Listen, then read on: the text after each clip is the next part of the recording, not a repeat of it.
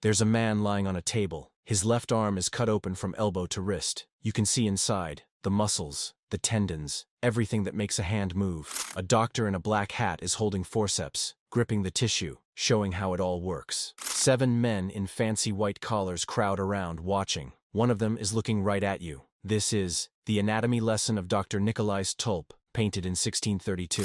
And that body on the table? He was executed that same morning. His name was Adrian Zoon. People called him Aris Kind, Aris the Kid. He was 28. On January 31st, 1632, they hanged him in Amsterdam. His crime? Armed robbery. He'd tried to steal a coat, a sword, and some money with an accomplice. Under Dutch law, that was enough to kill you. They didn't bury him. The Amsterdam Guild of Surgeons took the body, because once a year, just once, they were allowed to dissect a corpse in public. And it had to be someone executed for a crime. The timing mattered. Winter was the only season cold enough to keep a body from rotting too quickly. The dissection would take several days. Dr. Tulp would work methodically, layer by layer, while crowds watched. First the limbs, then the abdomen, then the chest, finally, the head. So the same day they hanged Aris, they carried his body to the WAG, a building in Amsterdam's Market Square, up in the Anatomy Theater, a circular room with rising seats like a modern operating theater. Dr. Nicolaes Tulp would spend the next few days cutting him open in front of a crowd. This wasn't private, it wasn't medical, it was entertainment. People bought tickets,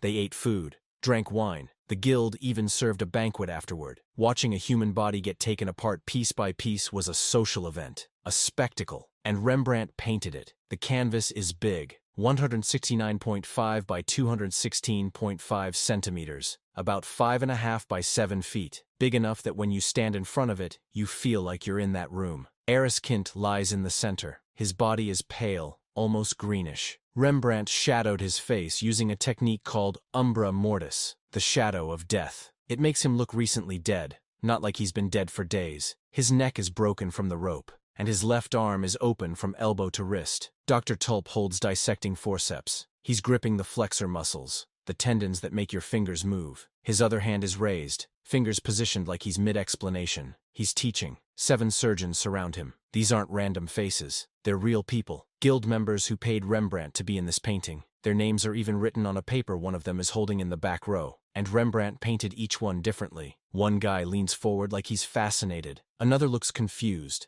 like he's not quite following. A third is staring down at the big book lying open near the corpse's feet, trying to match what he's seeing to what he's reading. That book is probably Andreas Vesalius's anatomy textbook from 1543, De Humani Corporis Fabrica, the one that changed everything. Before Vesalius, doctors just repeated what ancient Greek physicians had written. Vesalius said, "Cut open bodies and look for yourself." The book is there because that's what Tulp is doing. He's comparing what he sees in Aris's arm to what Vesalius wrote. Direct observation replacing old assumptions. The scientific revolution happening in real time. But there's something else about the composition. The way Rembrandt arranged everyone. They're not standing in a line. They're leaning in at different angles, creating this dynamic pyramid shape that draws your eye straight to the opened arm. It's theatrical, dramatic. This is Rembrandt showing off. But something's wrong. The anatomy doesn't match. Medical experts have been studying this painting for decades. The muscles Tulp is holding don't line up with how the arm is positioned. The flexor muscles should come from the inside of the elbow. In the painting, they look like they're coming from the outside. In 2006, Dutch plastic surgeons actually dissected a real forearm and compared it to the painting. Their conclusion: Rembrandt got it wrong. Maybe he copied from a book instead of looking at the actual body. Maybe he changed it on purpose to make the composition look better.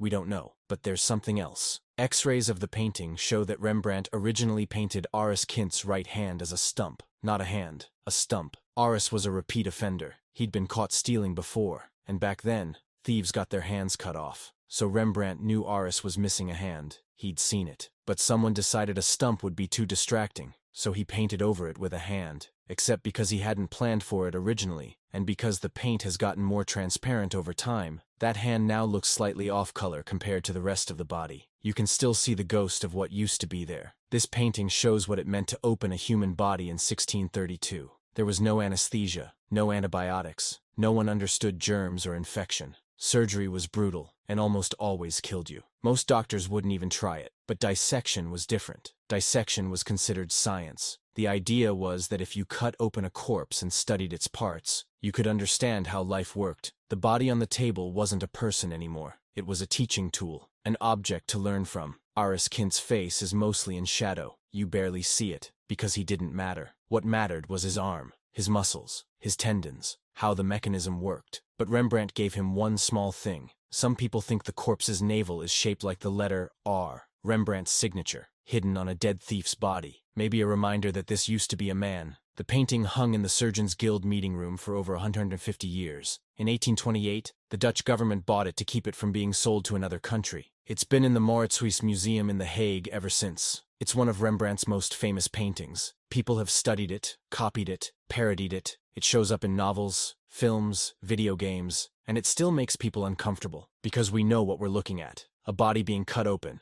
studied, turned into parts. This is what medicine looked like before anesthesia, before ethics committees, before anyone asked permission. Just a dead man on a table, and 7 men learning how he worked. Thanks for watching. Let me know what you think in the comments. See you next time.